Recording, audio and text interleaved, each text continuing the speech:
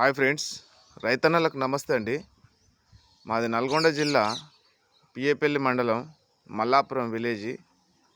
ఈ విలేజ్లో ఈ మూగజీవాలైనటువంటి లేగదూడలకు బొబ్బ రోగం అనే సమస్య ఎక్కువ వస్తుంది. అధికారులు ఎమ్మటే స్పందించాలని అధికారులకు తెలియజేసుకుంటున్నాం. మీరు ఈ దూడని గమనించినట్లయితే ఏ విధంగా ఉందో చూడండి. దూడకు మొత్తం ఈ విధంగా బెందులు వచ్చేసినాయి ఒళ్ళెల్పున. ఇది ఇంతకుముందు లంపీ స్కిన్ వ్యాధి అనేది ప్రభుత్వం చర్యలు తీసుకునేది. ఇప్పటికైనా మళ్ళీ అధికారులు ఈ ఈ విధంగా వచ్చినట్లయితే జీవాలకు మనకి ఇబ్బంది అవుతుంది. దూడను గమనించాలి.